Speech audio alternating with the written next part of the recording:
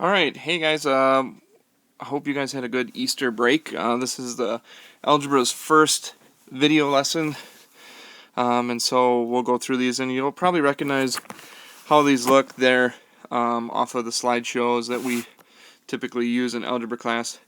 But today we're going to be starting with E3 lesson, solving quadratic equations by finding the square roots.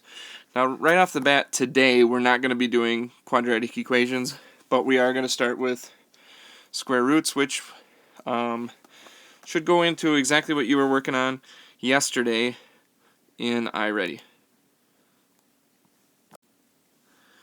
So if you have a notebook handy, I'd like you to write down these notes as we go through them.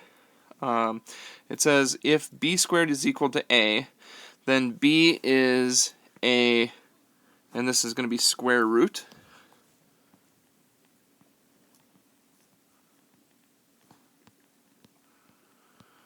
Square root of a. And the reason we know this is if you look at b squared equals a, how would you get b by itself? Well, we would take the square root of both sides, and that would leave you square root of a. And that's basically what the first thing is saying. If b squared is equal to a, then b is the square root of a.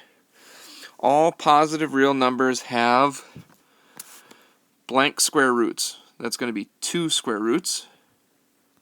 Has 2 square roots, a positive and a negative. And we talked about this earlier in the year. When you think of a square root, you can think of, I think we said, like an iceberg, right? And there's a positive side and there's a negative side.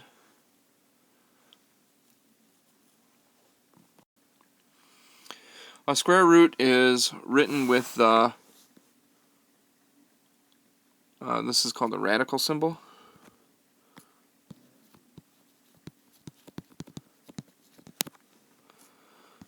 Right, some people call it like a check mark, but it does have a name. It's called the radical. The number or expression inside the radical symbol is called the radicand.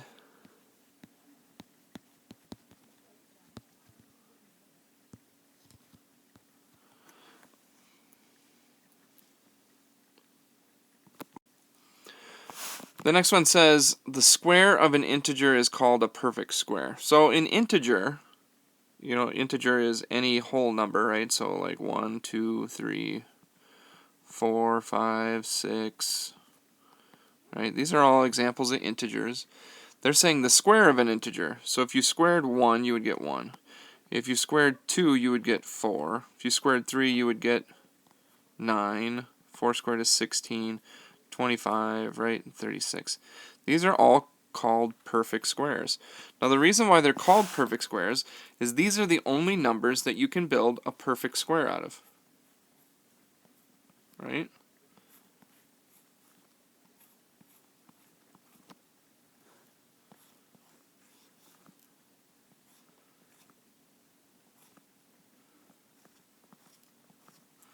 So you can only build a perfect square out of 1, 4, 9, 16. And all the numbers in between here, you can't build a perfect square. And so we have special names for these numbers. They're called perfect squares because you can build a perfect square. So on this page, we're going to go through all the perfect squares that you should know as an 8th grader.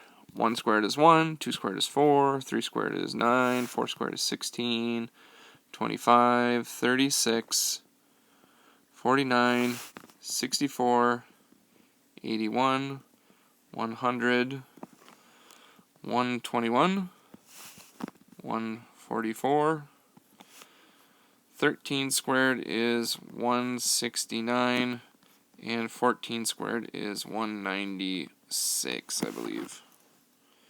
We should know all the perfect squares up to 14 squared. Alright, it says find all the square roots of the numbers or write no square roots. So, we want to know what number you can multiply to get 81. And so the square roots of 81 are actually, the square roots of 81 are 9, but not only 9, negative 9. Because 9 times 9 is 81, but so is negative 9 times negative 9. That's also 81.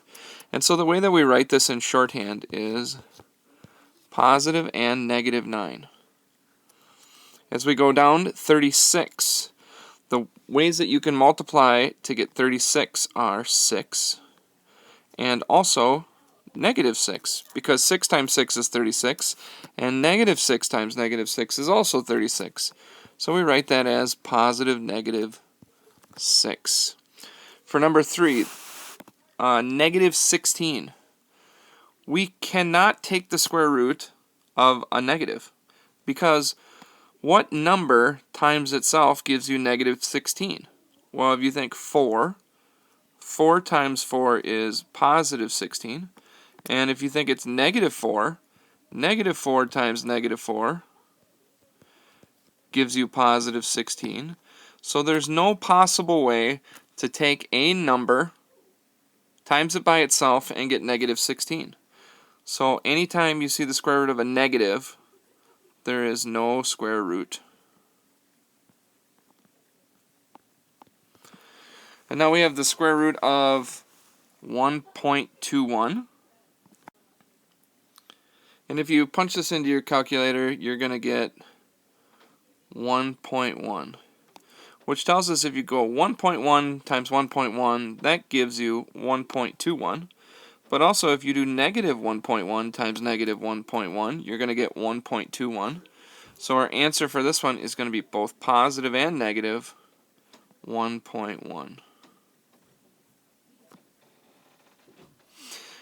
Sometimes, and this is just an additional thing, sometimes in math they'll do what is the square root of positive and negative, let's say 49. And your answer would be positive and negative 7.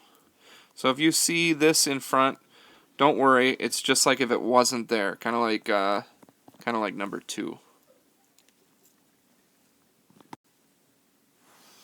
So we have evaluate the expression, give the exact value if possible, otherwise approximate to the nearest hundredth.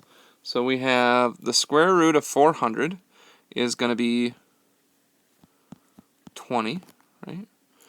The negative square root of 16, the square root of 16 is 4, and then you have the negative out front, so your answer would be negative 4. The square root of 289 is 17, but we have the negative out front, so that's going to be negative 17. Here's an example of this positive negative part, right? This positive negative that sits out in front. So we're going to do square root of 0.49. Square root of 0.49 is 0.7. But because we have that plus minus, we're going to go plus minus 0.7. And then we have the square root of 19 gives me, I get 4.3588898 ... And so they want us to round to the hundredths place. So if we go to the hundredths place, that's right there. So we look to the number behind it. That's going to give us 4.36, and that is now rounded to the hundredths place. There's the end of the lesson. So a short little lesson today. This is E3. Make sure that you do your work on a notebook and then snap a picture of it and submit it into Google Classroom. We're going to be doing page 507, 23 through 38 all. If you have any problems, just shoot me an email.